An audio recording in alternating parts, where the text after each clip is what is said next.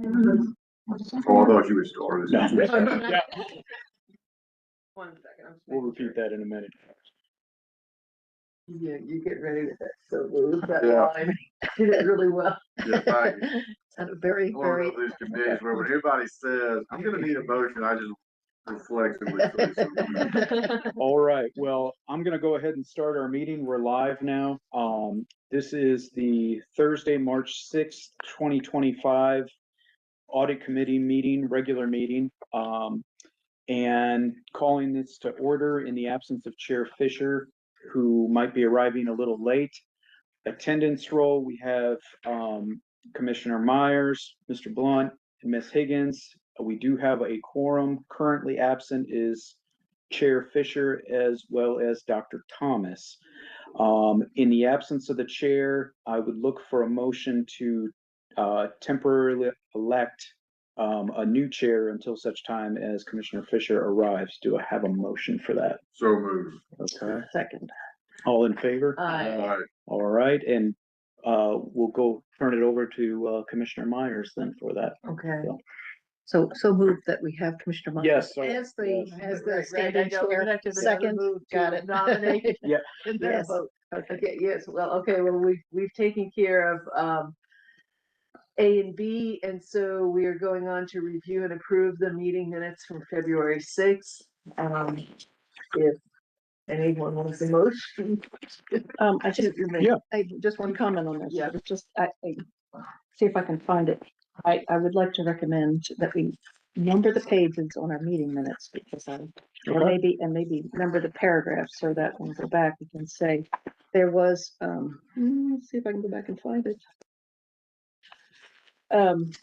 There was an annotation there speaking about personnel, services paid. So money that went to personnel services, and it said, instead of Okay. personnel services, it said personal services. Oh, personal, Did okay. you get, because that makes a big Yeah, difference in yeah. meaning, so Yes. I thought we should just correct that. We can If I could certainly do that. find it back. That is a Scrivener's error that we can just go ahead and make Yeah. sure before we post them. I hope we're not paying for any personal No, services. no. Here's Commissioner Fisher's coming in, so he'll be able to take over. So is that a motion to approve with that? A motion approved with that That correction. condition, sure. Second, second. all in favor? Alright, Okay, and we will move on to the D, Commissioner the Fisher. audit work plan status and activity. Commissioner Fisher, welcome. We temporarily elected Commissioner Myers to start the meeting, if that's all right with you. Yes. Yep. And, Yeah. and my responsibility is over now. That was a tough 5 minutes. Yeah. did a wonderful So job. motion to re-chair the chair. Yeah, there we go. Second. Arrived. Second. Yeah.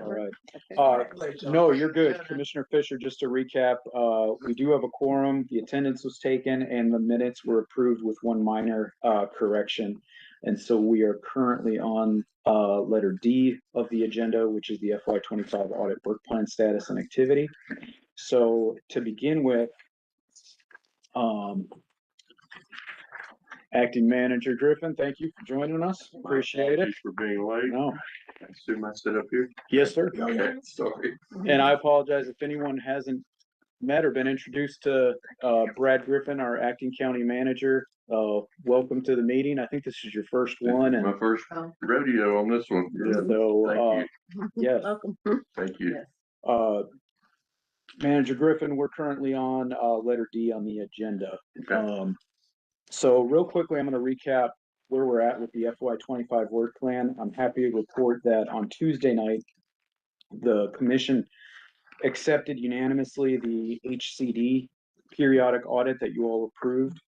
And so that will now be posted for transparency on our webpage, and that is considered complete, and we will notify the department of the eventual follow-up within a year's time as well. So all done with HCD.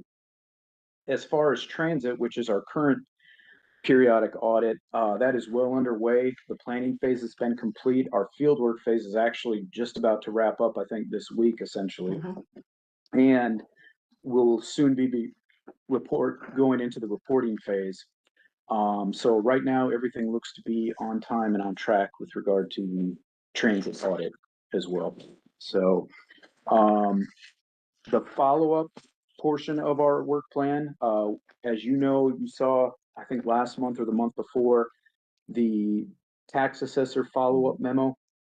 And so after meeting again with the tax assessor's office and going over the findings from the initial audit last year, they took it seriously, as you know, and completed many of those findings or recommendations, and that was shared with the full mayor and commission.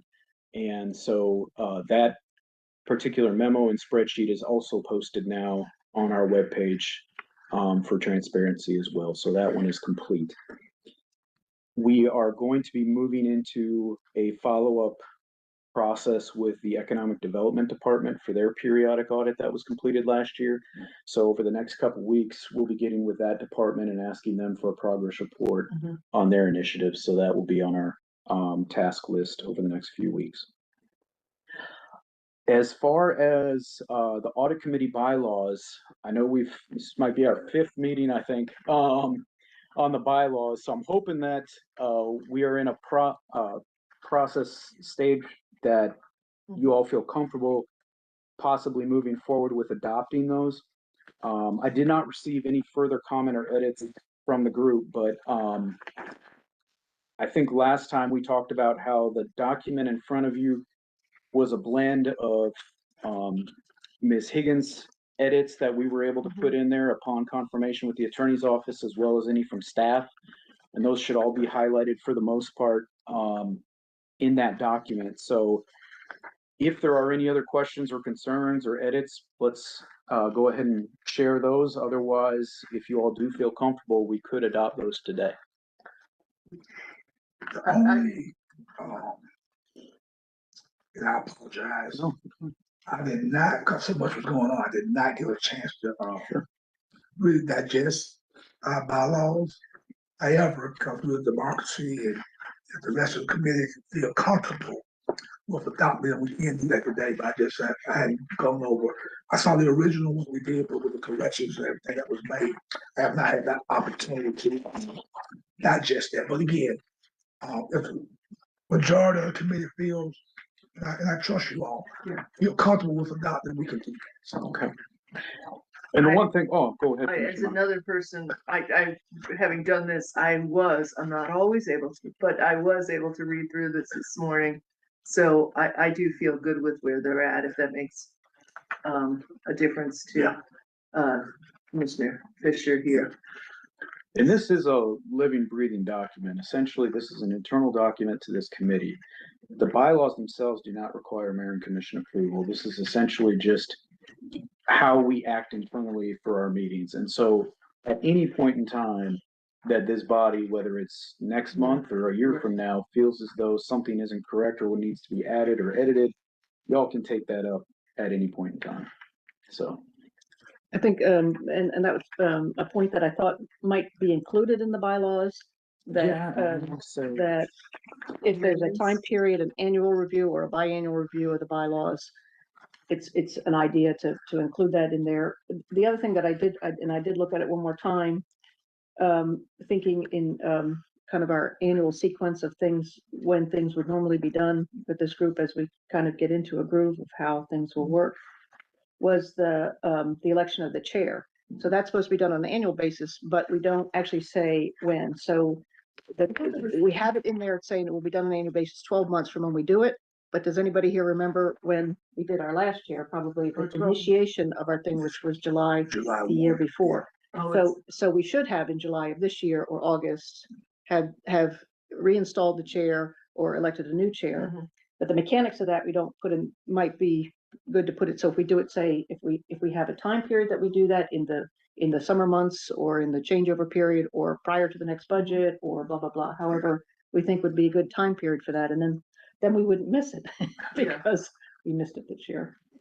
Sure, and I think that's perfectly fine. I mean, technically this group was enacted by the mayor 2023, August 2023. Yeah, in August, didn't have their first meeting, which was the first election, obviously, of the chair was in September or October when we had our first meeting. I don't think there's anything wrong with saying that either July fiscal year of every year or calendar year, January of every year is when we shall elect chair. We try to keep it open though as well in terms of by saying the 12 months, we've run into things where the chairs of other boards have had to resign or for one reason or another. And so all of a sudden committees get off cycle then because then you have a chair that only goes for 6 months and then they technically have 2 consecutive terms after that. And you can have a chair for 18, 20 something. And in our case, Yeah. the civilian reps go, have a certain period too, that Right. when their period will run Yeah. out. And then of course, election cycles that our appointed commissioners may change. So So I think that's a good idea. Probably what we, January probably would be the time to best select a chair. Because to your point, if they have election, some commissioners roll off, then that way come January, because they get sworn in January. True. And that way, Yeah. you can be able to appoint somebody as the chair in January. but maybe February because We usually a lot of miss times our when we make- January, miss our yeah. January meeting. So I think we word that by we do this for other boards where we basically say at the beginning of each calendar year, the first meeting of the body, they will elect a chair. And so that way you're not held to January. It's basically whenever you meet the first of that time, that calendar year. Right. So we can add that, we can specify that under that section 2 For sure. where it talks about election of the chair, we can add that language to that. Okay. And then, Ms. Higgins, to your point too, although it doesn't specify a specific date every year, at the end in Article 3, it does talk about how these bylaws may be amended at any meeting by a majority vote of the Right, current right, matter. So, that's certainly in there as well. Yep. Well, we're on this time thing. This isn't, who's the person who's only on here for 2 years and then has to be reappointed? Dr. Thomas, Okay, because that 2 years again will be this September. September, okay. Mhm. So what I'll be doing is essentially having a conversation with the mayor over the next couple months, Mhm. making him aware of that reappointment. And because that is directly initiated by the mayor, it'll be a conversation that he has with Dr. Thomas directly about whether or not she's interested in reapplying, whether he's interested in reappointing, but in an adequate time to where hopefully we don't have a vacancy. Okay. And then Beth, you're September of 26, and I'm Yeah. September of 27. Is that Mhm. You're right? like, for life. Yeah, I don't recall being asked if I was gonna be on the 3-year term, but I am happy to serve. We appreciate your Yes. work. Yes, absolutely. Did anyone else have any comments or questions about the bylaws? So with that said, Mhm. I know we had said, but do we go ahead and vote or wait till we put the, not correct, do we put the dates and stuff for the election? We could make a A motion motion to approve it with with the additions, addition yeah. of the previous, the calendar Yeah. year election of Yes. the chair. Okay, And what we'll do is if you approve it with that condition, we'll come back to you next month, not for a vote, it'll be already voted on. We'll just come back with a clean version of it that includes that language. Okay. so I can be in order with somebody put that, Well, I thought that was a that was your motion. motion? That was my motion. Can I get a second? Second. All in favor? Aye. Okay, any opposed? Okay, thank you. Okay, thank you. On that note, because they did kind of go hand in hand, I know we've talked about it and Ms. Higgins did provide us with some good information, the last meeting. These are technically 2 separate things, so one doesn't necessarily affect the other. We want them to match as much as possible, but now that the bylaws have been adopted, there is our internal document, which is the Audit Committee charter. We sort of ventured into that at the last meeting. Again, this is not ordinance per se, and we talked about how, this is really for us and there's nothing wrong with us making amendments to this right now. Anything beyond this document though, in terms of ordinance adoption or even the Athens-Clarke County Charter in general, is a little bit out of our scope at the moment. So it's not to say those things, and I think Commissioner Fisher alluded to it, those things may come about at the commission level in the future, but until such time, this is sort of what we have right now, is this internal charter. Could you review again? This isn't Yeah. like, it's just hanging out there. It's not attached to anything. It's not necessarily hanging out there. Like, this is something that has been in place for this board Yeah. prior to my position even. Right. So this was actually adopted or accepted by the previous audit committee years ago. Okay. And helps to serve, it kind of, in the absence of bylaws, it in a dual role with both direction and bylaws. We have our formal bylaws now, but this is still something that sort of overarchingly helps govern what we do and the expectations surrounding this committee. Because again, there is no formal ordinance in place that dictates that this committee even exists or what you all have to do other than to follow the charge of the mayor. So, it's a good document to have and it's a good document to rely on. At this point in time, we can certainly look to clean it up if there's anything that someone has concerns over. I think contextually, as long as we're in line with what's sort of meant to be in there and not going outside the scope of the mayor's charge or even our authority, we can certainly look at changes to this, but, does anybody have any questions or concerns about it? And I think to your point, I'm not sure when, probably late summer, early fall, the mayor has talked to me about looking at our overall charter. I don't think it's been looked at since it's got accepted back in '92. And I think what we may want to do, Gavin, and maybe what our agenda said, that we just have a conversation about that. The audit committee, we have an internal charter. How does that fit in with our overall charter? So I think that's a conversation we need to have with the mayor about that. And then if he said, well, we want to, again, I don't know what he's going to say. If he wants to incorporate this in our regular charter overall, that we have for future mayors and future commission, then, that would sort of be his call. And then that would take a vote from the commission to move forward with this, to do that. And then any change, from what I understand, any changes that we make to the charter, I think has to go through our local delegation. Correct. To get approved too. So correct. it's a little bit of a process. So, Yeah, I think to Commissioner Fisher's point, I have no hesitation with keeping the mayor and I do up to date with where we're at as a committee, and I'll certainly bring this up to him. I think, the goal eventually is for the mayor and commission to look at the actual charter itself over the next year or so wholesale. And any changes proposed to that would require legislative approval. I don't necessarily see the audit committee per se maybe being some of those changes in the actual charter, but I do think it's possible for the audit committee to end up in the ordinance. For example, under the internal auditor section of the ordinance, that's something that can just be done at the mayor and commission level. But I think the hesitation right now is, let's look at the charter first, see where that lands, and before we go making changes to the ordinance. I think that's the sentiment that I've gotten anyway. And just to note that this has been updated because it includes. Yes. It includes Yes. the change in the format of the audit committee, so Correct.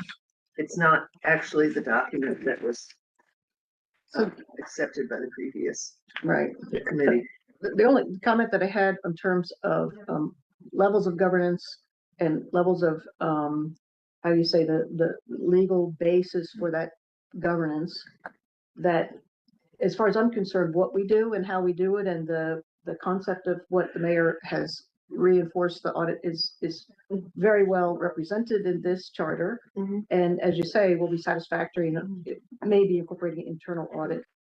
The change that would be required for an audit committee that functions on a different level than we do, that functions on a level of overall audit, that doesn't just focus on the internal audit, but also on external audit and financial audit and all the other audit requirements and whistleblower programs and all this kind of stuff, that more, how can you say, a kind of a higher level of governance an independent audit committee would do, that would More require robust. exactly what you're talking about, right? Yeah, So that's the whole thing on the direction that we're going. If it's satisfactory and we're satisfied that I think this, that it covers it. If not, it's quite a bit of work to do it. And I know that, that Athens is kind of reluctant to do that kind of, oversee from an independent. I mean, it just has been something, this was the first stab in 2007 Right. at trying to satisfy the requirement. And it has been touched on many, many times and rejected, I think. Yeah, and I think if you see what's sort of going on in Atlanta, they're trying to have an independent Right. or not the Solicitor General, the Inspector General. inspector general, Right. so a little bit about, I think, where you might be going, and you correct me if I'm wrong, but have a complete sort of independent from the mayor commission Right. to really look at the overall arch of how the government runs and things like that. And you're right, that has not been popular, Mm. In this particular community or in this government. But again, I think once we start going over our original charter, those things might be a part of. I just don't know until we start having those conversations. And I think too, again, we'll see where those conversations go, because I think you're right. Until we have that political backing, there's no point in going down this road until we know for sure. But because it would be a lot of work, and I'm not saying I'm against that. I'm just saying that it would take a charter amendment, because the independence of either this board or even more independence that's granted through this office has a lot of moving parts behind the scenes, and that it's not as easy as just saying this is an independent board that has this authority. Does that authority now cross threads with the division of the manager's office and the purview of that office to have independence over certain departments? So yeah, it's a big conversation. I'm not saying it's not worthy of looking at some point, but I think the motivation and direction has to be there first before we go there. So We just don't want to go in the direction of Doge. We don't want to. That's a direction I would prefer that we never touch. Having said that, and I'm not saying we necessarily need to go overboard with it. I think I said this about the whistleblower provisions in previous conversations. Frankly, I would feel better. I understand there's an enormous amount that goes into this. There are pitfalls with this as well, but I would feel better if we had an independent auditor in this community. I mean, the perception alone, because I mean, we are basically beholden to the mayor for all intents and purposes and commission. The perception alone that you would have the organization that would be in a position and be independent to point out things that need to be addressed, I think would be good for the community at large. yeah, and I think, again, I think those are good conversations to have over the next year or two when the mayor and commission take up this overall thing, because essentially that is what the city of Atlanta has right now. Is they have an actual auditor's office which does what we do, that is then separate from the inspector general's office, who is independent and looks specifically at cases of fraud and things of that nature. So they've actually separated the two functions completely from each other.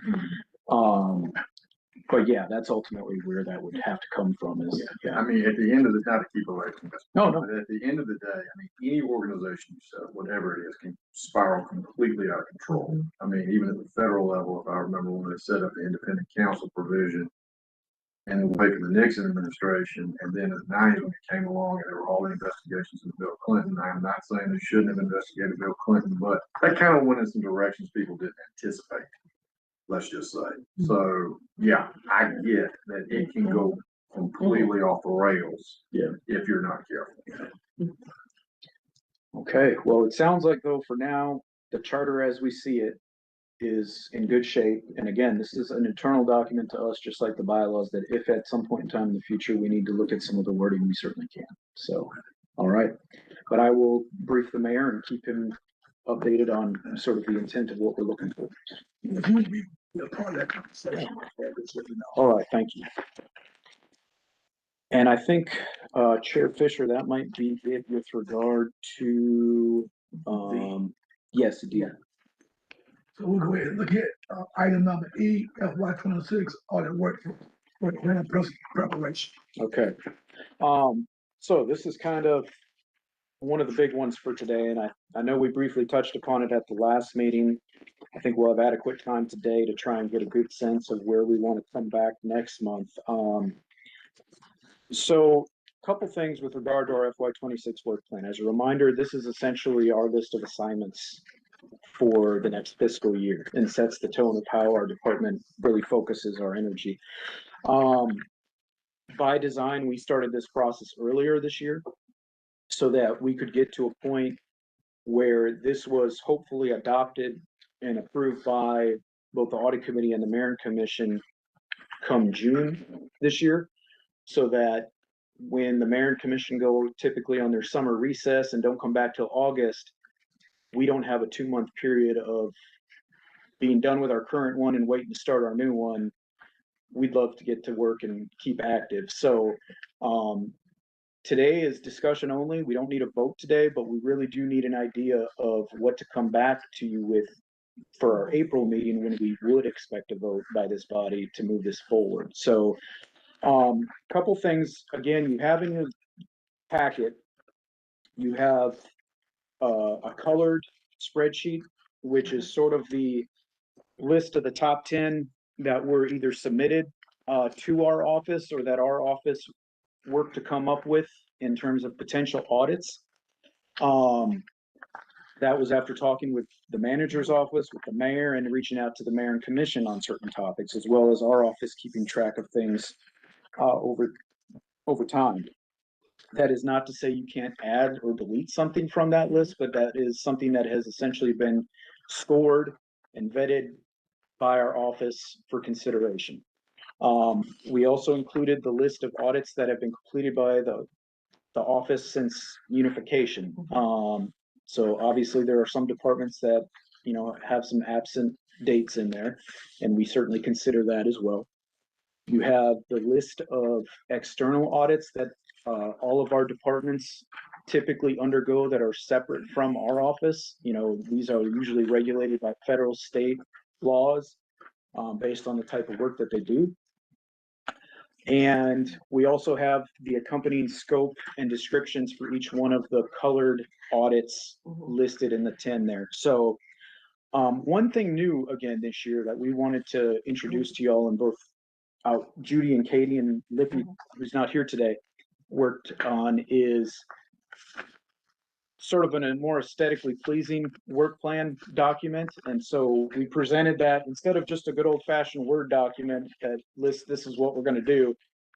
We wanted to add some context to it and sort of describe the process of how we get to this point, you know, what our office typically does with this list, and then go into a little bit more detail about each audit once they're selected. The audits listed in that document are for example only. They are from this list, but by no means did we indicate that that's our top 3 or something like that.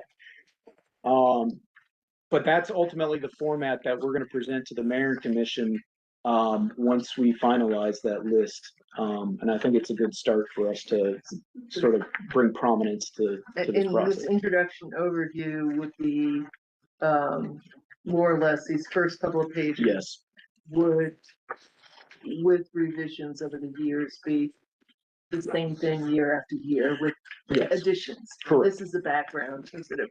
Yes. And then of the process and what we're doing, and then you got the actual plan in the back. Correct. Yeah. Okay. So real quickly, in that draft document we put together, I just want to, as Commissioner Myers already indicated, I'm not going to walk you through the whole thing, but if we go more to the actual charts towards the back, we have the annual work plan itself.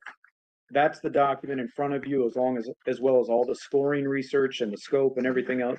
It takes time. That's a big part of what we do for a couple months. So that needs to be acknowledged in the work plan itself. And so that's going to be an annual thing, and that's why we put that there. We also then have that followed by, on that same page towards the second box on the bottom, special projects, limited scope audits, and investigations. Right now, we have one special project that we're proposing for FY26, and this was based on conversations Ms. Higgins had at the last meeting. The external audit repository is what I'm calling it, where basically we keep up to date with the departments that have external audits. It may not be annually, but we're trying to keep that spreadsheet valid.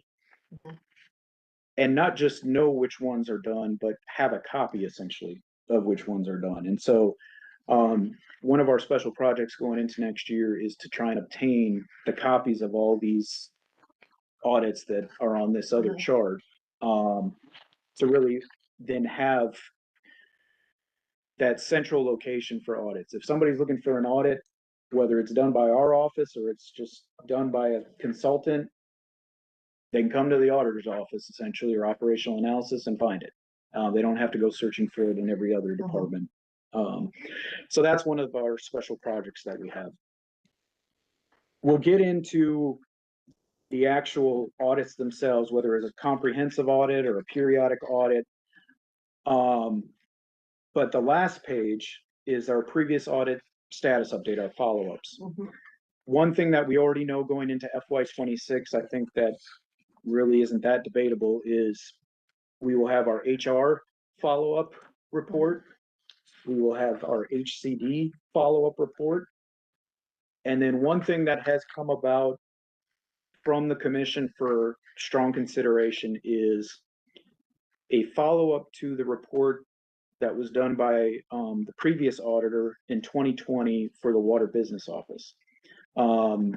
There were some things brought to light over the last couple months with water business and billing and things like that. And although I don't think they warrant a completely separate audit in and of themselves, I think the middle ground to that is just following up on the audit that was done in 2020 to see where that progress is. And a lot of that did talk about billing procedures and software and things like that. And so hopefully that sheds some light on some of the questions the mayor and commission had with recent water billing things. So I think that's one of the best approaches, is just do a follow-up to that existing report. So those three are our follow-ups that we're planning for next year. And a comment on this, this is just a, when I was trying to make sense of this before, because we talk a lot about comprehensive periodic investigation. This is really just formatting here, because when you go back to look at all these, what you have is type, comprehensive, and then you get to the next one, and I know there's a lot of words, departmental mission, operations and internal controls audit, which is really the periodic audit. Yes. And I think the word periodic needs to be in there. Sure. And the other thing, really looking at this again, coming as an outsider, but also an insider here now in this process, if we look at this beginning part, the comprehensive versus a periodic, and think of the general public reading this, or even me reading it, the comprehensive looks less comprehensive than these, I don't know, it's like I still, from reading this description here, I don't understand how the comprehensive is more comprehensive than the periodic. And that's, it would be helpful to have something in here that makes that clearer, because it's actually the one with the least detail in here in the description.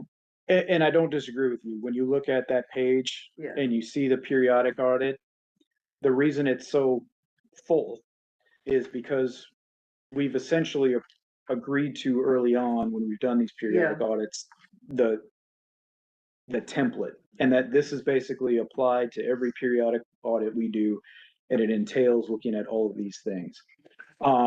We could either condense that a little bit more to summarize it and make it look less full, or like you said, Commissioner, we could build out a little bit more of the comprehensive. The thing with the comprehensive is each comprehensive audit is going to be unique based on the topic. It's not like our periodic audits where it's a set, this is what we're looking at, here's the checklist, every single department. Well, even something like what you just said is in there. So, I mean, I want me to be able to understand, but just using my reading comprehension skills for the public to go, I have no idea what that means. Like compared to that. So another sentence or something or other in there to clarify that, that difference would be helpful. We can do that. And the investigative audit, we don't have any of those listed. We don't have them as an example in this current, again, this is just an example, but there are two proposed in the chart. the colored chart. The investigative audit is similar to what we did with cybersecurity. So cybersecurity was a shorter endeavor where it was 1 to 2 months, and it was specifically just looking for the facts. If you'll recall, we didn't come up with findings and a recommendation on that topic. It Okay. was simply to bring you all the information. Here's what this is about. This is strictly facts, draw your own conclusions from it, but that's what an investigative audit would essentially be. It's something narrower in scope that is only about 1 to 2 months in duration, and we're essentially just fact finding for you and putting it all together in one place. I would see the first two, you have months in there. You just Yeah. said 1 to 2 months. I would make that Okay. consistent and put that in there. We would do that. Okay. Something else, if I may, and it may be in this information, and for some reason it may not be relevant. If Okay. it's not relevant, please let me know correctly, but something I would like to see on the scoring matrix, if this can be added, is take for instance the fact that there seems to be one further preliminary result before, there seems to be one that obviously needs to be addressed. Quite frankly, everything else is kind of all there together in that next grouping. The scores are so close, we can make an argument for either of those. It would be nice if we could see a number that had either the overall budget for that area or what the projected impact would be financially if we're talking about, for instance, police department equipment inventory.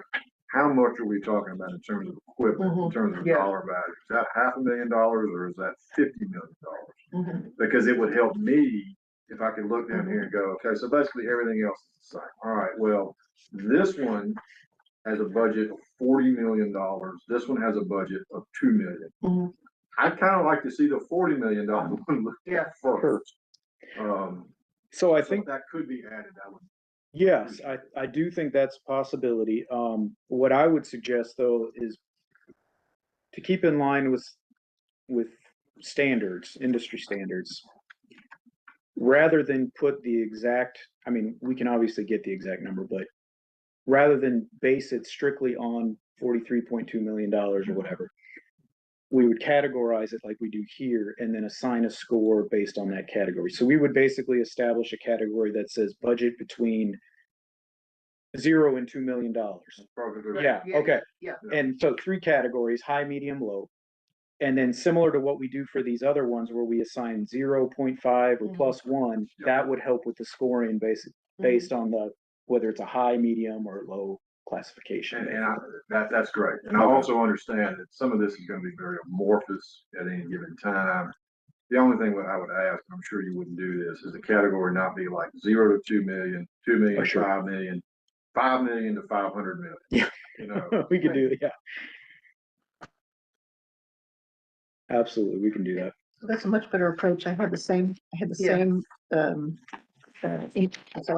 like I said, I spent a lot of time delving in the budget to make my own analysis, but it'd be really great if you guys did that analysis and then Yeah, and I mean, now that we're adding all this summary here, is great.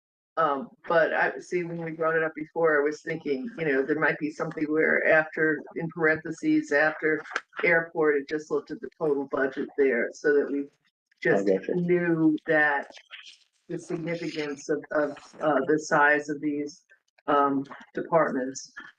it's interesting, the differentiation between those departments that use general funds, that use up that are budgeted money that they spend, and departments that generate money. So it's also money that goes through that reimburses their budget. So when we talk about doing the water business office, that's going to be a really important distinction, because then you've got 2 sides that you have issues that you have to look at. So one is just the money that's going out, but also the money that's coming in and all those transactions. So I don't know if a way to on your code to be able to identify that differentiation. So for example, the airport is supposed to be self-funding, right? So the airport's supposed to generate enough funds to pay for whether it does or not, but that still doesn't exclude it from being audited Mhm. to make sure that the funds coming in are correct, as opposed to, and the monies that are spent are correct, right? So I think from our standpoint, what Mr. Blunt indicated as far as like a budget scoring in general, high, medium, low, and then even what Commissioner Myers indicated as far as eventually putting like the budgets behind each department, knowing though that those are gonna change obviously annually, it is okay. I think, what we tend to do is get into a bit more information. I think what we could do is if they start to make that list of top 10, for example, in the scope and description, we could start indicating is this general fund, enterprise, whatever type of fund it is. I think the analysis itself of whether it's generating revenue or generating expenditures more than revenue is part of the audit itself. You know, we wouldn't want to do that analysis for all 43 departments every time we do this, but I think we could start to indicate that in the scope, if those departments start to, you know, make that top 10 list. But other than that, unfortunately, I think just the same as what it would do for us, a lot of these details are going to be in the independent budget report, you know, 419 pages. And I was gonna say that, 'cause we're in the process of doing our budget. All the stuff will be, is public. As soon as we get to, cause we'll do 3 public hearings. I don't want to add additional work, 'cause again, sometimes the public cares, sometimes they don't. But our budget, our overall budget is out there. Everything that we're talking about here, revenues, where we get our revenues on our taxes from, all that is available. And that's why we do those 3 public hearings, so the public can know, boys, I'm in positions that we're adding to any particular department. How much that department is spending, how much they're asking for. All that is out there.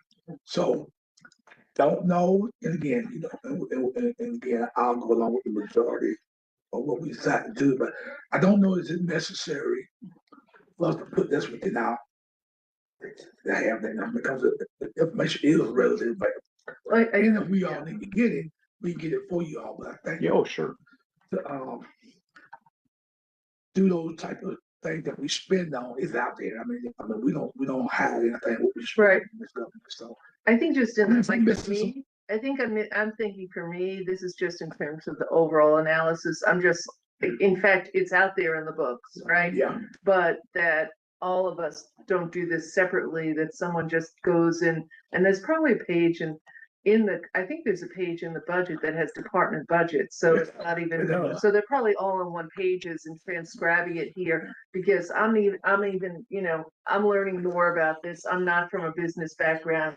And then I'm thinking, oh yeah, that does make a difference between a department that has, in terms of risk, financial risk and so forth, that makes a difference. And that's a big thing to consider as we're making a decision about where we need to be doing the analysis. So it's just I'm hoping that I'm thinking that it's not that much of a.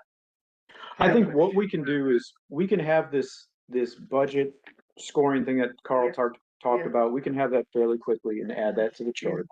I think what we can do is, based on the conversation today, at a minimum, we can assign the total budgets to each one of these top 10 that are listed. If there's something that comes off or is added in the conversation today, we can certainly do that as well. I think for the next go around year, that entire list of every department, we can have that ready for next year's discussion where it's all, because one thing I do want to point out is budget is definitely important. It's not the only factor. You know, some of these, for example, these on the colored spreadsheet, they don't have a budget. You know, the regulations, for example, on engineering or the land inventory, those aren't going to have a budget assigned to them. Doesn't mean they're any less important, but that's just something to keep in mind. It's not solely based on budgetary. And commission officials, to be clear, I am not asking for anybody to reinvent the wheel. I just think that particular data point is so important and have from the beginning of this, from being on this committee, that I think it would help all of us just to have that on there. And in the range discussed, I think it would be. It would certainly be sufficient. But yes, we can have that information based on the discussion today for those specific departments that we're seriously considering. Well, some are hard too. So the number one, the emergency management program goes across a lot of different departments, right? And so actually coming up with a figure for, when we do a programmatic audit across, I assume that the emergency management program one is going to include the fire department, the ambulance services, the police department, all the. Well, it's specific to the program location, for example. So the location of that program was within fire and emergency services, and it will have a budget line allocated within that department's budget specifically for that purpose. And now they will use that money across lines, you know, as they need to in cooperation with other departments. But you're right. I mean, it would not capture, for example, it's not to say the audit wouldn't capture it, but you know, the cooperation between that program and the Emergency Operations Center that is funded primarily by the police department. You know, we would certainly capture that in an audit itself. I don't know how much of that we would get into detail ahead of these audits just for this. I mean, that alone is starting to audit before we even get into it. And this probably has, you know, it's some of this with the periodic, these short ones, those are the ones that focus more on a department or division. Correct. Right. So, you know, that's where I'm looking at these things, and you're right, there's a bunch of them that don't have a budget. So, but in terms of deciding deciding which departments to get to, that's where it does make a difference, because when you look at equipment, you know, look at public safety, talk about vehicles, firearms. I mean, it's a lot. Yeah. That, you know, they will have. I can't remember right off what we spend on equipment. A lot of times, one of our biggest purchases when we try to get cars and stuff for our officers and stuff, and that tend to be one out. And you may see when you talk about 40 million, you may see that in public safety or police department because of some of the things that we have to purchase and stuff. So, so yeah. And I recognize too that that's a strong ask, because it's like, okay, well, where do you stop? You know, what do you consider part of that figure? Because then it's like, okay, well, then it's all right. Well, if we don't do this audit and address these issues, that could lead to these additional costs. It's not just a matter of, you know, adding up, for instance, with that example, all the cars we're talking about. Yeah. I get that we're going to have to do our best to come up with a, for lack of a better way to put it, economic impact for these various things. Even we were talking about that the other day, Brad, when we were talking about fire trucks. Man, those things are expensive. Oh God. I mean, you know, so it's like it can be a lot when you look at equipment for fire and police. Equipment wise, could be a lot.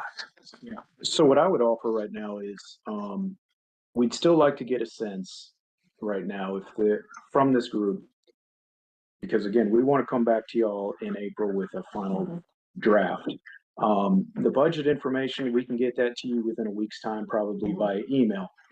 But that said, I do want to reassure the group that the topics listed here were reviewed against the list of audits for all the departments that, you know, you have in front of you. We're well aware of the ones that don't have audits, the ones that had audits 25 years ago, and the ones that had ones previously, but also maybe have higher risk analysis based on their budget or other factors.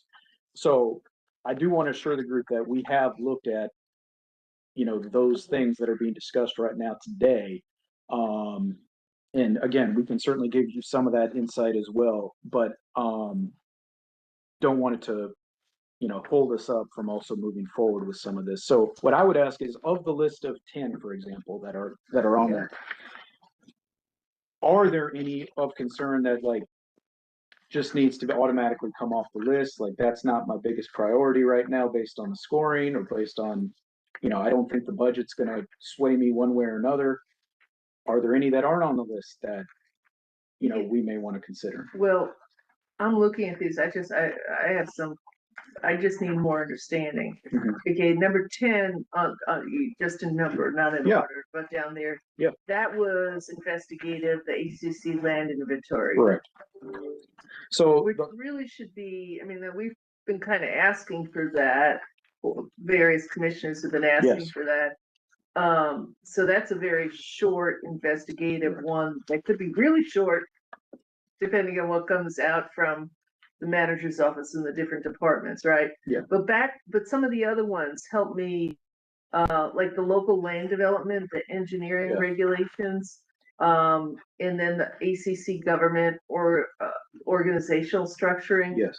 Where did Um, they come from? Like, sure. how did they get on the list? I mean, I know that, Those came from mayor and commission suggestions. Yeah, you remember when we, right, but okay, well, Well, tell me more about I mean, why. aside from telling you which commissioner, but, oh, yeah. remember, Carol, when we had that conversation about, I think actually when Gavin first got, Mhm. we first appointed him, one of the things that, some commission brought up, said, well, we want to, there's certain departments that we want to have looked at coming from. Yeah, And I think what he did, he sort of put a sort of common list together that was sort of out there initially. And I think that's how he first started yeah, his first several yeah, audits that he did. So to your point, it came to us first. So this is where this list came from initially from us. no, right, but I mean, those two aren't departments, those are.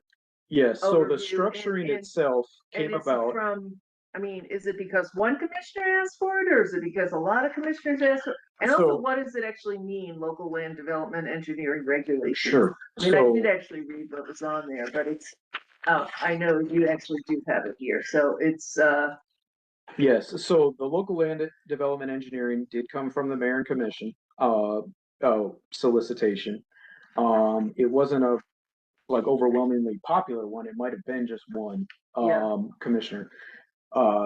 And essentially what it was is concerned specifically not with a periodic audit of like TPW or public utilities, but the local engineering regulations that we apply to development, stormwater, water and sewer, Mhm. erosion control.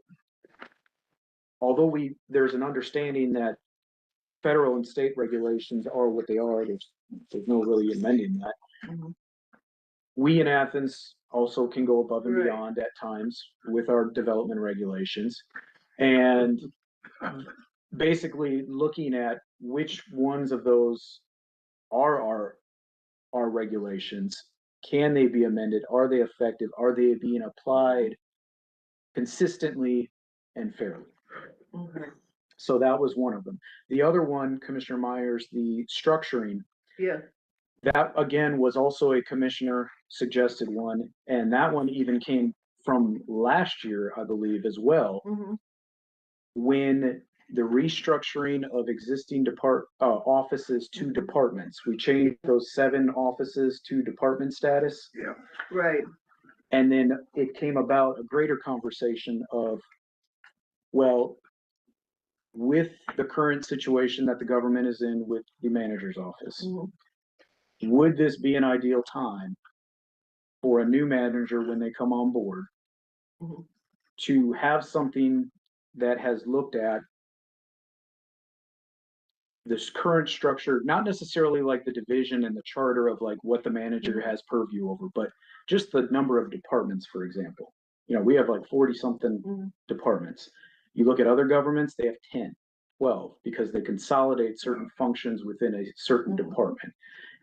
Is that something that is worth at least auditing and taking a look at investigatively, for the commission and the new manager to consider, as they go forward, you know? So is it mostly a comparative analysis? It Are is. there also some professional standards to look at Yes. besides, because Yeah. when you start comparing with someone else, it's always easy to go like, oh, well, they do it this way, we should do it there. Oh, That way absolutely, yeah. Where in fact, maybe we're doing it the better way. So is there anything else besides comparison? So yeah, so comparative analysis, obviously, and like we always do, and that we wouldn't solely base any sort of recommendation Yeah. just on that. But also looking at then, okay, here's the number of departments this government has. We can provide a lot of quantitative data, I think, with this one based on, okay, there are this many directors, this many departments have assistant directors, some don't. Of a department of this many staff, there are 5 or 6 divisions, or there might be only 2 divisions. How many administrators are in this department? Basically a breakdown of, department, are we top heavy? Are we, do we have a lot of bottom heavy stuff? And so there's that hierarchy and looking at that org chart as well. So, we could even couple that if we needed to with compensation, for example. We could say that not only is this department take this budget, of that budget, 95%, which is 50% compensation and 50% capital projects. So again, it is more investigative, fact finding, and that one, obviously we would be well aware of the fact that that's a delicate nature to try and say one way or another that we should change or implement the form of government. I don't think we'd go that far, rather than to just have that information for the new manager to say, okay, as manager within my purview, in consultation with the mayor and commission, I would like to look at either consolidating or even further separating certain functions of this government based on some information. Okay, we have any other questions? No, I mean, in some ways, it does seem like a good timing to have that sort of done in a, independent way, from the manager's office and from that the commission and a manager's office have that in a sort of objectively laid out. That seems like good timing for Correct. having that information. The reason I ask you, number 5, boards, authorities, commissions, what exactly would that entail? So this one, yeah, so this one has come about, I think, almost every year since I've been doing this.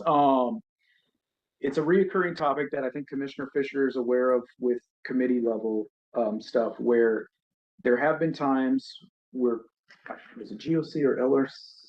GOC have looked at the topic of boards, authorities, and commissions, and how, basically how many we have, and whether they function correctly and things like that. I think this would kind of aid that effort in the fact that, get that number down, how many we actually have, how many are active, how many are actually full, are there vacancies, what's the vacancy rate on those boards? Also of concern from some commissioners was the duplication or replication of members across boards. And so, not to say that, they're not appreciative for, I know a lot of y'all serve on many boards, but I think their concern was, well, just how many boards do we have some of the same people, and do we have to do a better job of marketing this so that we're not putting pressure on that same person every single time to be on the same board, or are we getting a good mix, for example, of volunteers, and where do we stand with that? Are there some boards that haven't met in 2 years? And at that point, is the board still needed? So that's where that comes from. And we got some boards by statute we gotta have. And authorities we have to have. But we have, to answer your question, we're still looking at it from GOC, but in my opinion, we got way too many boards. That's all we just do. Some of them, matter of fact, we did a survey among commissioners, which one we want to do away with, which one we think we should combine. And I think we're trying to go through that list now with the help of the manager's office, trying to go through that now and just figure out what do we need. And again, these are always at the purview though of the mayor. With those things. And some of those boards started popped up because of something we were doing as a government.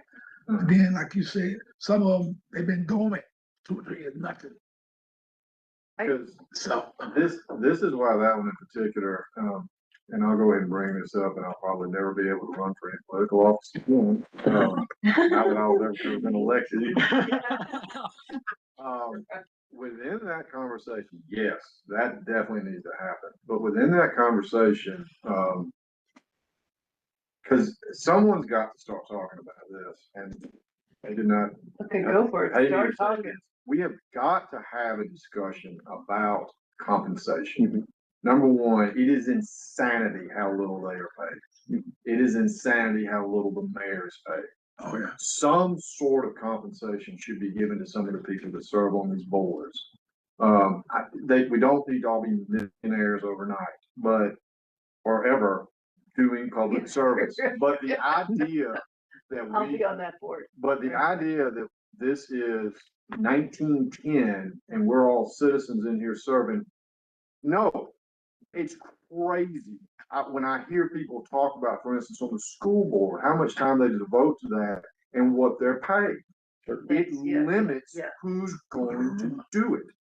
$3,000. It's insulting, for instance, that one. So, and I think to your point, that's one of the things, that's one of the factors I believe in the description, that if we were to look at that, we could indicate in our chart basically of the 60 some BACs, these 5 actually get stipends, and here's what the actual stipend is. yeah, Because I can assure you that the vast majority of our boards are voluntary. Right. There are only a handful that get paid. and look, I'm one of those people. Yeah. Like you're on this, because I can't tell everybody. My wife says either you can't tell anybody no, or probably both. You've got to constantly have your ego in check. So it's those 2 reasons why I keep saying yes. But at a certain point, it's like no, and you're right. We're only saying things because no one else will do it. Sure. No one's going to do it. Well, there's also the question of, I mean, if we're getting into it's a compensation, but also feeling like the time put in has value and worthwhile. And it may be because of changes in our overall political civic environment that are different than they were 20 years ago. But for all different reasons. Obviously this is getting a hot topic in here, right? It's gonna come up. I but- can tell you with pay and compensation.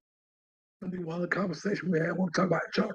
But I mean, I know there's duplication here, but I, as not being on the GOC, actually would like some independent things, because I feel that there are certain areas that, we need to say out loud, I'm afraid that I'm fearful that certain things are coming through that I'm not aware of, or it's going to say, get rid of this, this, and this. These are things that are very important to me that are tied in with certain things that commitments the government has made.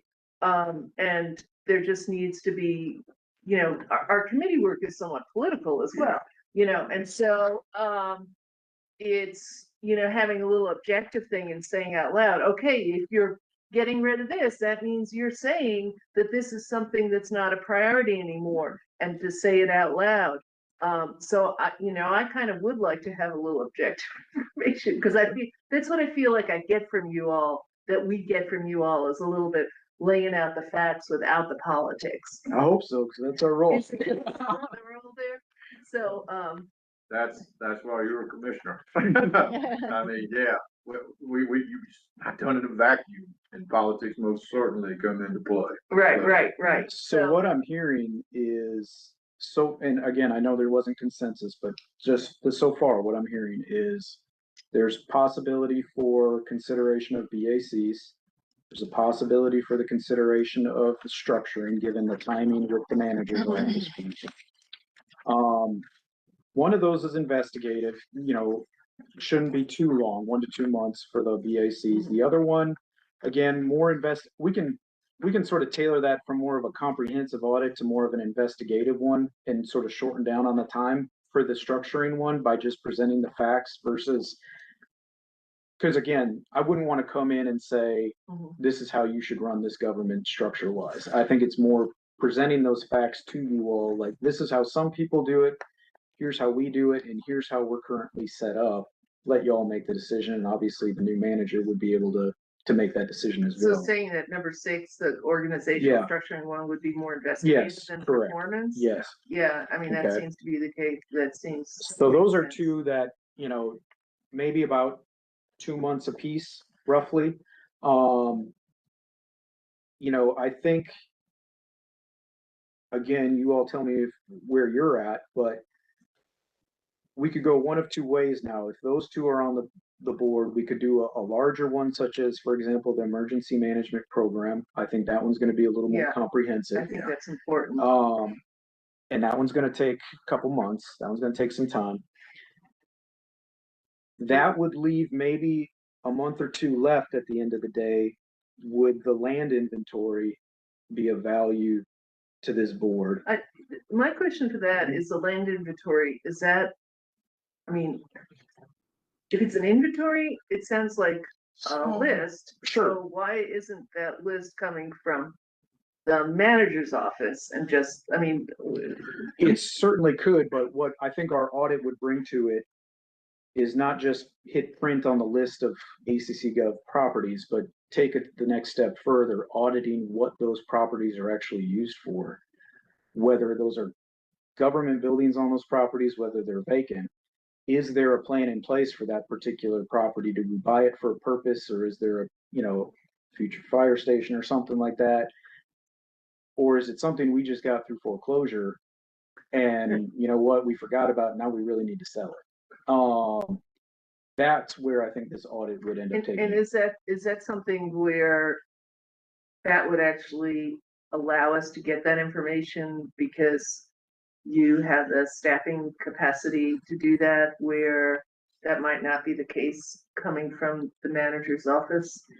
Well, again, I don't want to speak for the manager's office, like, that would be a question for Mr. Griffin, but I think if you're looking simply for a list, you're right, we could probably go that route and just hit print. I need that list sorted some way. I mean, Yeah. hopefully. Who's responsible for that? Who does that? Well, I think who that's part of the manages all audit. It's essentially, Everybody.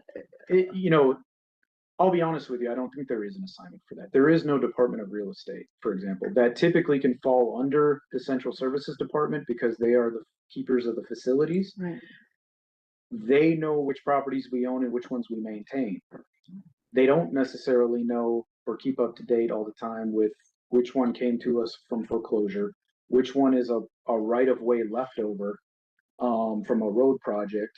They also don't have any indication necessarily politically of, okay, we own this because we plan 5 years from now on doing something with it. They're more, we have it because we have a building on it and we're fixing the roof on it, Right. kind of thing. Well, that's interesting because of all the ones that I looked at, and like I say, I worked on doing a cross-check between all the spreadsheets that you gave us versus some of the organizational stuff that we have on the thing, which there's some mismatch between how we organize this and how we organize our but that'll come out in the mail. But mostly saying who hasn't been looked at, what big organizations haven't been looked at either internally or externally. And Central Services, well, there's a bunch, but some you've already identified on here for 2026. And if that comes through, I would be really satisfied. The Central Services is the one that really kind of, and I don't find the separate budget line for them, but the Public Works is 20 million, but I'm sure that encompasses more than just Central Services. Central Services is probably close to 25. 25 And the reason you don't see it on the list right now is because of best practice and ethical standards, having been the director. From I you. can't Oh, well, necessarily look at that at the moment. yeah. But I would also. Well, if you were running it, we know it's straight. Oh, no. Well, I mean, I'll say this is, that's honestly one of the reasons why, is because of the time lapse from when I was director to currently. Right. I want to ethically provide that. And it's a mandatory. very complicated, so with that size budget, it's very complicated, right? So that would be a huge one, but the fact that they don't have an external and that we haven't done an internal one, to me, that's a real blinking red light, especially with the size of their budget. Absolutely. So we had mentioned before, and we talked about with your budget, for having, in this particular case, if you're concerned with some conflict of interest type issues, is having, especially with a big complicated one, and one that's kind of pretty standard across governments, that we can ask an external agency to do a performance audit. And that is something that I think you might put in your budget and knock that out, because I think that's really important. And you have a lot of small issues on all of these ones and issues that come under Central Services, and you can knock them out. And I don't disagree necessarily with that. The one thing that I would say right now is this coming budget is not likely, because of the fact that that's been submitted and the direction we've already gotten is to maintain. But we didn't put in that one. We had talked about putting in. Well, money no, we for have.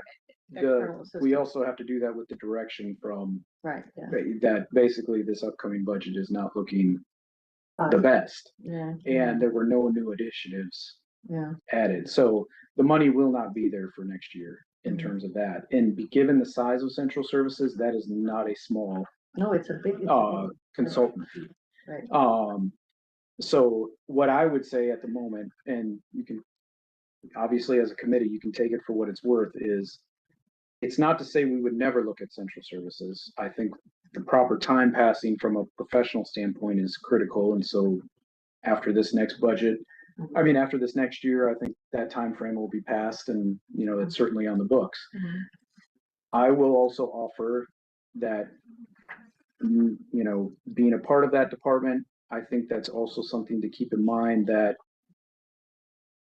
as auditor, I take seriously the fact that if that department had issues when I left, I would have brought those to the attention.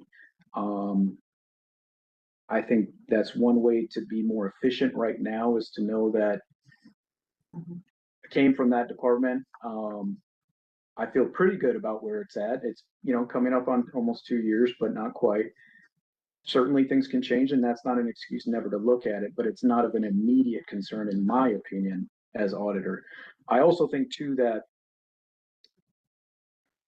the timing right now with that department is something to consider, in the fact that it's gone through some change.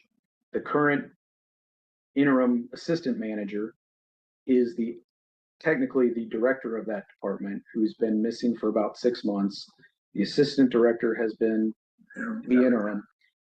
And I think there's naturally going to be some things that have, either been put aside or refocused on in that department, that are outside of the norm of what an audit could potentially look at. So for example, I think in a matter of fairness, to do an audit right now may not be the best timing, because of what we would see, knowing that that is a interim situation. But that's just my 2 cents on that. Where are they on getting a new director? Well, so right now, I can't necessarily, that manager can answer that. Yeah. Right now, Andrew, who is the director Mhm. of Central Services, was assigned as an interim role as an assistant manager last year, late summer. Yeah, September, August, I think, something like that. So he is currently serving in that capacity. He, right now, he could return at his discretion if he wanted to. My gut tells me that he will probably still be serving in that role through the summer, with a target date of late summer, Labor Day time period to return to that role. So you're going to have a gap for the next several months until a new manager is found. And I don't have a time frame on that, but I would say sometime between late July, early September is probably the window that if we get a new manager in here during that time, we're doing good. And we started that process, Bill, looking for a manager. Yes. Yeah. Matter of fact, the job description, everything should go out hopefully this week. And we'll do a nationwide search. But we hired a firm out of Florida who will be doing that search for us at the Brass Point. On a good day, it'd be nice if we get somebody July, August in here. But again, but we think we're gonna have some great candidates because of our community. We're gonna see how it goes. But then I think if he or she, whoever that's gonna be, get hired, then you start seeing some type of a little bit of a snowball effect. Where like an Andrew, they may want Andrew to stay, he may decide to stay, but then if not, then he'll go back to Central Service Director there, and then we'll start seeing hopefully the whole position get filled, get that office filled. Cause right now they're running extremely short-handed in that office. Yeah, So, yeah. but I think we're gonna go into the mayor. We're gonna move really fast, but we want to make sure we get the right person also. Well, you're working on for the manager for the For the county. Right, Yeah, so, yes, um, so, yeah, so since Andrew's working up there, he's not working down at Central Service, No, is that right? correct. Right. And so, we have an interim in his place right now. Yeah. His number two was promoted. Right. But Interim. promoted as interim, Right. who's been there, so yeah, so we got some of that going on. And I will say they take it as a department very seriously. One thing that was a special project this past year, is we do some consulting upon request of the departments that are just interested preemptively of an audit, of learning about what they should be looking for, what they should be preparing for. That was one of the departments that we were invited and did go and basically share the scope of what a periodic audit typically entails, knowing that they weren't on the list per se. They preemptively, though, as a department said and reached out to us, what is it that we should prepare for if we are ever audited in the future, so that we don't wait for y'all to tell us what to do. We can start making those changes now. That was actually one of those departments. So, To loop back around before we run out of time, Yeah. I know we're getting close to noon, go back to the land inventory. yes, I also try to look at this, as I'm sure everybody in the room does to some degree, at the optics of these. If the average citizen knew that we didn't know what land we own, they'd be furious. We do know what land we own. Yeah, We do, it seems, I'm not saying we, it's like, oh, what, it's like we just would stumble upon it and realize we have this necessarily. But we clearly are lacking in terms of a central database. Right, in terms of having some idea of where the land categories are, right? Yeah. Yeah, that's where it's not as easily accessible.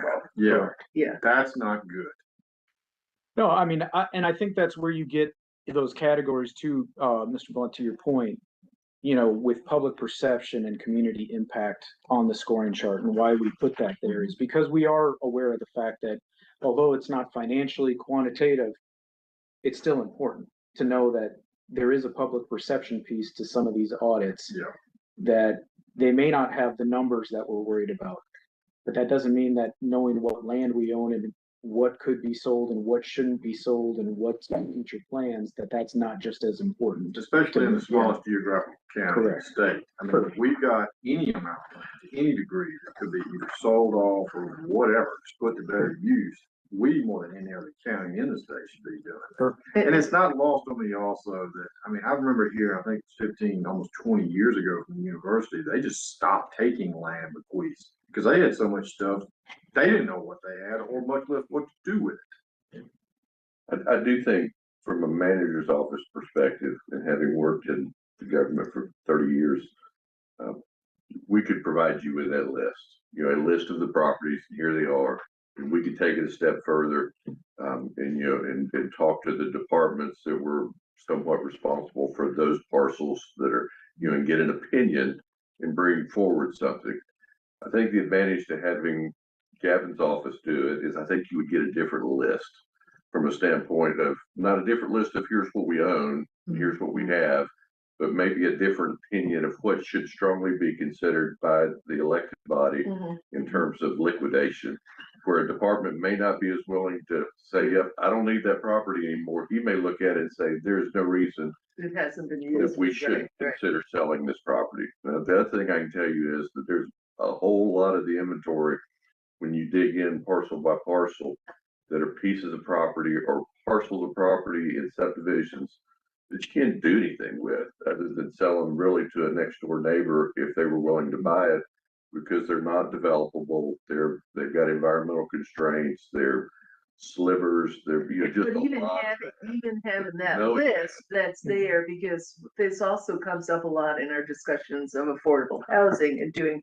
public-private stuff. And if we're talking about, I have no idea, but if 15% of the land we own are slivers of this and that, there's a little island in the middle of Green Acres where I live, which is county land, but you couldn't, you couldn't do anything with it. You could have. It's not suitable for an affordable housing project. No, and that's what you don't want to have misconstrued. Yeah.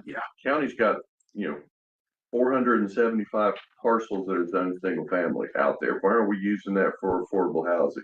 Well, 450 of them may be completely unsuitable to build on. Yeah. So, and that's So, something that I think a deep dive by Yeah. the internal auditor would give a slightly different perspective possibly on that than you would get from us. And if nothing else, that's the answer. So Yeah. if you are challenged, you know, well, inefficient government, why do you have all this land? You're not doing anything with it, because of those 90% of them are islands that no one could do anything with. right, That's the answer. yeah. And also you're trying to fill up your time, right? I mean, not that. Oh, sure. But you're trying to schedule things in a reasonable way. Sure. Instead of putting it on another department that already is Yeah. short. You know, you guys are very careful in how you're laying out your workload. Yeah, I mean, when we know and get this list finalized, we can obviously confirm like, okay, this is doable and we can dedicate this much time to it. So, you know, again, what I'm looking to come back, and I apologize, we're coming up on like 7 minutes here.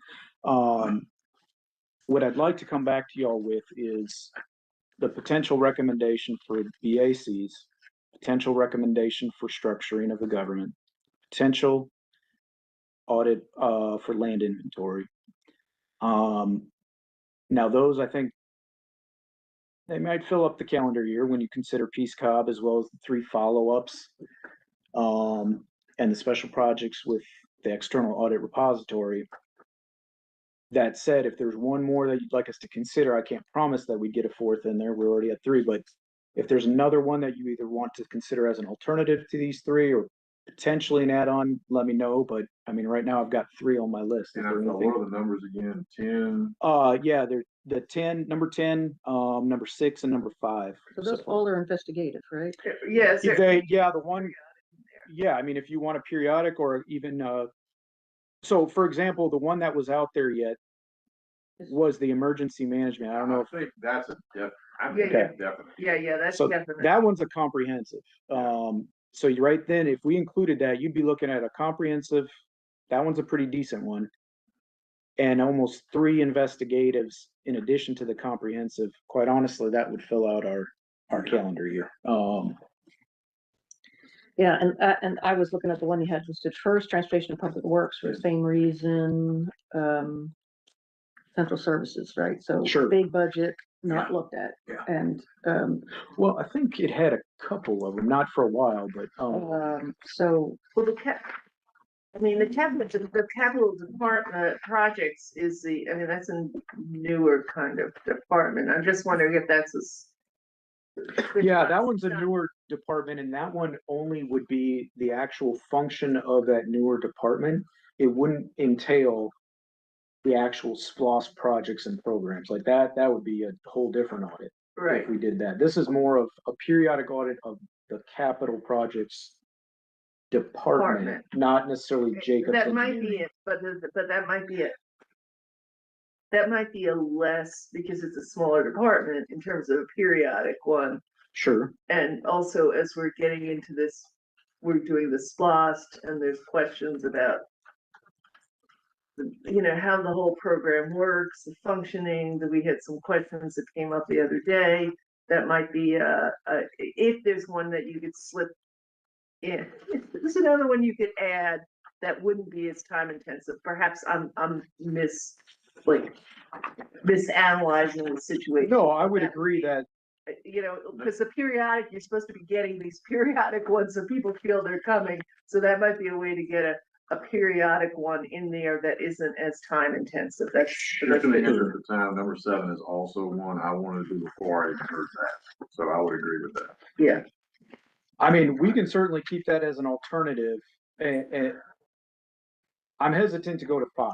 I'll say that. Yeah. 5 is going to be pushing it for our staff. I would say if we wanted to swap something else out with capital projects, that's probably what it would take. I don't have a problem with that, but I don't think 4 that we just listed plus capital projects is doable for our staff. So do we all agree we need to do 3 and 7?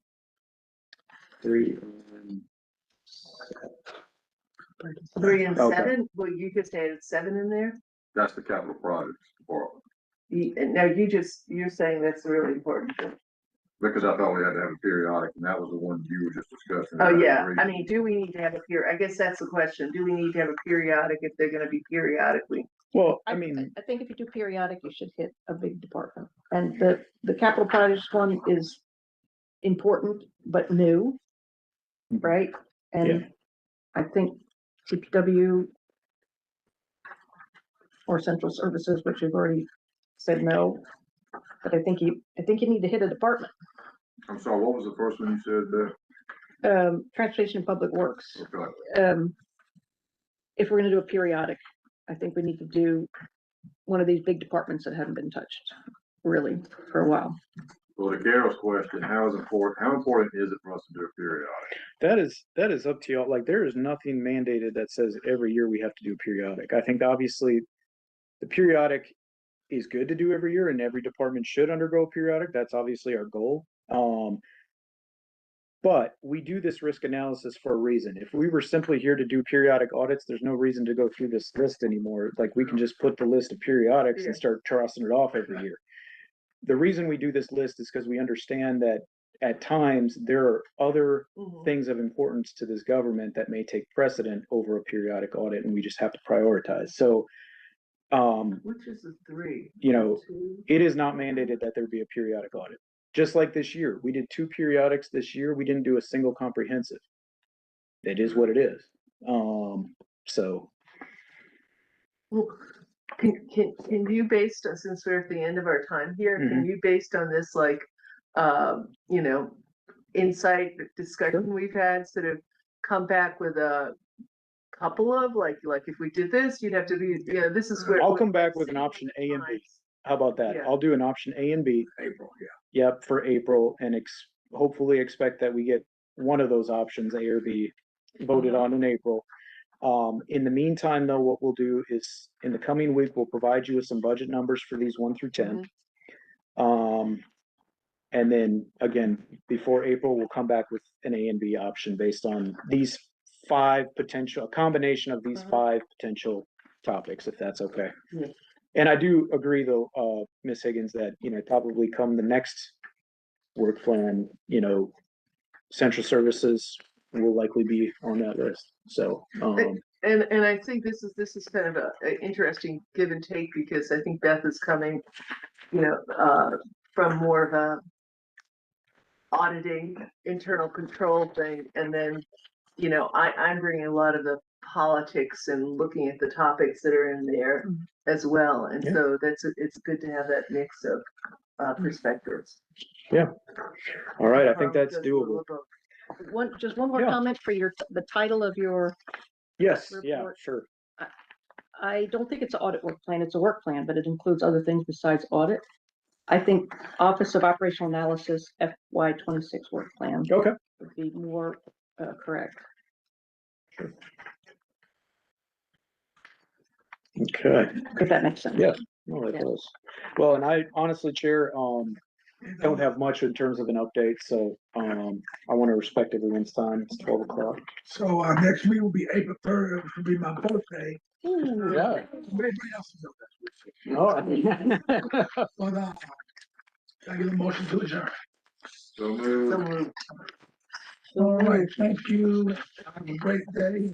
We'll adjourn. Well, can we move the rest of what was on the thing to the next? Oh, yeah, we'll come back. Yep. We will do that.